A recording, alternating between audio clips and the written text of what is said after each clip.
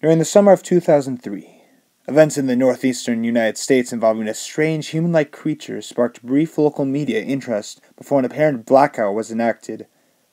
Little or no information was left intact, as most online and written accounts of the creatures were mysteriously destroyed.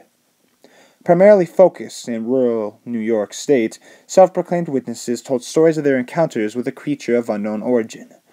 Emotions ranged from extremely traumatic levels of fright and discomfort to an almost childlike sense of playfulness and curiosity.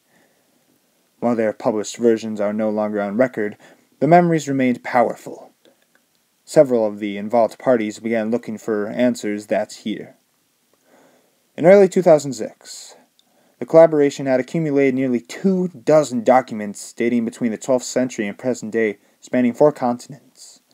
In almost all cases, the stories were identical. I've been in contact with a member of this group and was able to get some excerpts from their upcoming book, The Rake. A suicide note, 1964. As I prepare to take my life, I feel it necessary to assuage any guilt or pain I have introduced through this act. It is not the fault of anyone other than him. For once I awoke and felt his presence, and once I awoke and saw his form. Once again I awoke and heard his voice and looked into his eyes. I cannot sleep without fear of what I might next awake to experience. I cannot ever awake. Goodbye. Found in the same wooden box were 2 empty envelopes addressed to William and Rose, and 1 loose personal letter with no envelope. Dear Liddy, I have prayed for you. He spoke your name. A journal entry, translated from Spanish, 1880. I have experienced the greatest terror. I have experienced the greatest terror. I have experienced the greatest terror. I see his eyes when I close mine. They are hollow, black. They saw me and pierced me. His wet hand, I will not sleep. His voice, and just a bunch of gibberish. A Mariner's Log, 1691. He came to me in my sleep. From the foot of my bed I felt a sensation. He took everything. We must return to England. We shall not return here again at the request of the Rake. From a Witness, 2006. 3 years ago, I had just returned from a trip from Niagara Falls with my family for the 4th of July. We were all very exhausted after a long day of driving, so my husband and I put the kids right to bed and called it a night. At about 4 a.m., I woke up thinking my husband had gone up to use the restroom. I used a moment to steal back the sheets, only to wake him in the process. I apologized and told him I thought he had gone out of bed. When he turned to face me, he gasped and pulled his feet from the end of the bed so quickly his knee almost knocked me out of it.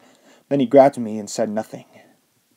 After adjusting to the dark for half a second, I was able to see what caused the strange reaction. At the foot of the bed, sitting and facing away from us, there was what appeared to be a naked man, or a hairless large dog of some sort. Its body position was disturbing and unnatural, as if it had been hit by a car or something. For some reason, I was not instantly frightened by it, but more concerned as to its condition. At this point, I was somewhat under the assumption that we were supposed to help him. My husband was peering over his arm and knee, tucked into the fetal position, occasionally glancing at me before returning to the creature. In a flurry of motion, the creature scrambled around the side of the bed and then crawled quickly in a flailing sort of motion right along the bed until it was less than a foot from my husband's face. The creature was completely silent for about 30 seconds, or probably closer to 5. It just seemed like a while. Just looking at my husband. The creature then placed its hands on his knee and ran into the hallway, leading to the kids' room. I screamed and ran for the light switch, planning to stop him before he hurt my children. When I got to the hallway, the light from the bed was enough to see it crouching and hunched over about 20 feet away. He turned around and looked directly at me, covered in blood. I flipped the switch on the wall and saw my daughter, Clara.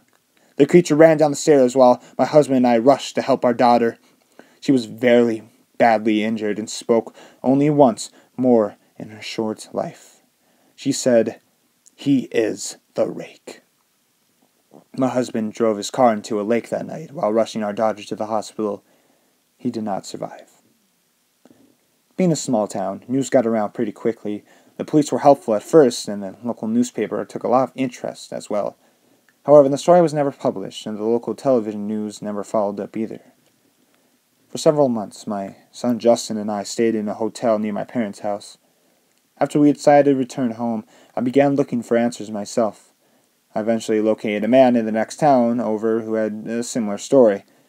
We got in contact and began talking about our experiences. He knew of 2 other people in New York who had seen the creature we now refer to as the Rake. It took the 4 of us about 2 solid years of hunting on the internet and writing letters to come up with a small collection of what we believed to be accounts of the Rake. None of them gave any details, history, or follow-up. One journal entry had it was involving the creature in its first 3 pages and never mentioned it again. A ship's log explained nothing of the encounter, saying only that they were told to leave by the Rake. That was the last entry in the log. There were, however, many instances where the creature's visits was one of a series of visits with the same person. Multiple people also mentioned being spoken to, my daughter included. This led us to wonder if the Rake had visited any of us before our last encounter. I set up a digital recorder near my bed and left it running all night, every night, for 2 weeks. I would tediously scan through the sounds of me rolling around in bed each day and when I woke up. By the end of the 2nd week, I was quite used to the occasional sound of sleep while blurring through the recording at many times the normal speed, and it still took almost an hour every day. On the first day of the 3rd week, I thought I heard something different. What I found was a shrill voice. It was the Rake. I can't listen to it long enough to even begin to transcribe it. I haven't let anyone listen to it yet. All I know is that I've heard it before, and now I believe that it spoke when it was sitting in front of my husband. I don't remember hearing anything at the time, but for some reason, the voice on the recorder immediately takes me back to that moment. The thoughts that must have gone through my daughter's head make me very upset. I have not seen the Rake since he ruined my life, but I know that he has been in my room while I slept. I know and fear that one night I'll wake up to see him staring right at me.